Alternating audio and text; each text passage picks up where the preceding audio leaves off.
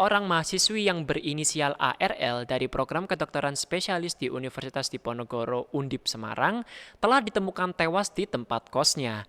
Ia diduga telah melakukan tindakan bunuh diri akibat mengalami perundungan atau bullying.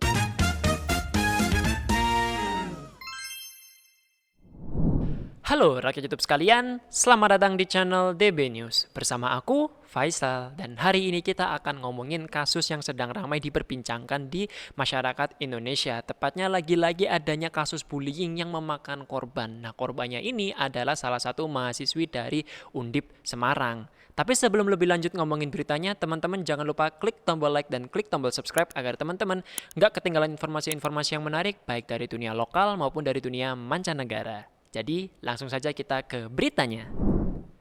Baru-baru ini seorang mahasiswi yang berinisial ARL dari program kedokteran spesialis di Universitas Diponegoro Undip Semarang telah ditemukan tewas di tempat kosnya. Ia diduga telah melakukan tindakan bunuh diri akibat mengalami perundungan atau bullying. Polisi menemukan jasad mahasiswi itu pada Senin 12 Agustus 2024 pukul 11 malam waktu Indonesia bagian Barat. Polisi menemukan buku harian yang mengungkapkan bahwa korban tengah mengalami masa sulit selama menjalani kuliah kedokteran. Kasus ini lantas menjadi perhatian bagi Menteri Kesehatan Budi Gunadi Sadikin. Ia mengatakan akan melakukan langkah-langkah penyelidikan untuk merespon kejadian ini. Polisi juga menemukan mahasiswi itu dengan posisi miring seperti tertidur di kamar kosnya.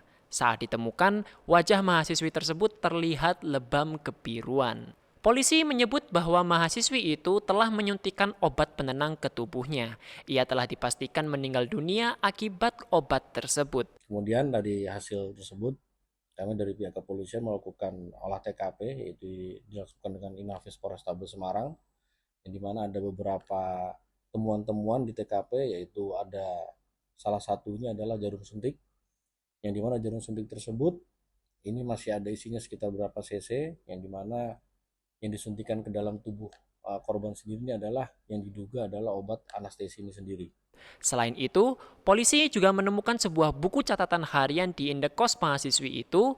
Buku tersebut mengungkapkan masa-masa sulit selama ia menjalani masa-masa kedokteran dan juga menyinggung adanya urusan dengan para seniornya. Undip membantah adanya perundungan di area kampusnya. Rektor Undip yakni Suharnomo menegaskan dugaan perundungan kepada peserta PPDS berinisial ARL tersebut itu tidak benar. Hasil investigasi internal kami bahwa itu tidak benar, ya, jadi bukan dari perundungan. Almarhumah selama ini merupakan mahasiswi yang berdedikasi dalam pekerjaannya. Namun demikian, almarhumah mempunyai problem kesehatan yang dapat mempengaruhi proses belajar yang sedang ditempuh. Menteri Kesehatan Budi Gunadi Sadikin menaruh perhatian khusus terhadap kejadian ini. Dia mengungkapkan banyaknya peserta program pendidikan dokter spesialis atau PPDS yang ingin melakukan aksi bunuh diri. Ia mengatakan hal tersebut diketahui dari tes kesehatan mental yang telah dilakukan Kementerian Kesehatan. Mereka menemukan bahwasanya ada gangguan mental ini disebabkan oleh para senior-seniornya.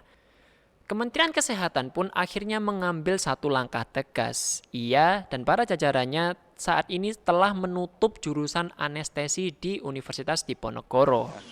Hal ini kita lakukan sementara karena begitu kita mau memeriksa, semua murid-murid junior ada sana diintimidasi. Tidak boleh bicara. Dan ini menurut saya tidak baik. Karena mereka masih berinteraksi di sana. Itu sebabnya kita berhentikan sementara. Supaya penyelidikan ini bisa dilakukan dengan cepat, bersih, dan transparan, bebas dari intimidasi. Menteri Kesehatan Budi Gunadi Sadikin membuka peluang untuk menghukum para dokter-dokter atau senior-senior yang terlibat dengan kasus ini.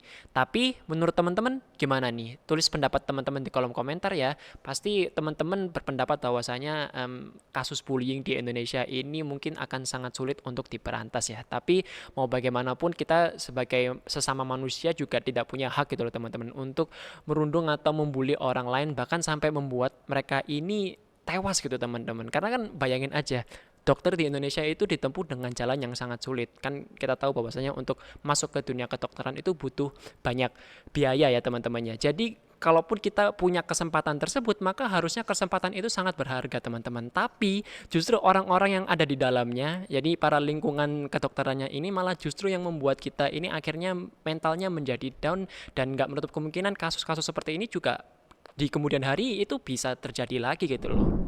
Oleh karena itu, kemampuan atas sivitas pendidikan ini sangat diperlukan, teman-teman. Jadi pengawasan ini juga harus sangat-sangat ketat gitu ya. Mau bagaimanapun mereka adalah calon-calon dokter Indonesia, teman-teman. Jadi sayang gitu ya kalau misalkan ada kasus seperti ini di lingkungan kedokteran. Ini sangat mencoreng nama baik dari kedokteran Indonesia. Tapi kalau menurut teman-teman gimana nih? Tulis aja di kolom komentar ya. Dan itu saja video yang bisa kami sampaikan untuk hari ini. Jangan lupa teman-teman klik tombol like dan klik tombol subscribe agar teman-teman nggak ketinggalan informasi-informasi yang menarik baik dari dunia lokal maupun dari dunia mancanegara. Faisal pamit undur diri. Sampai jumpa.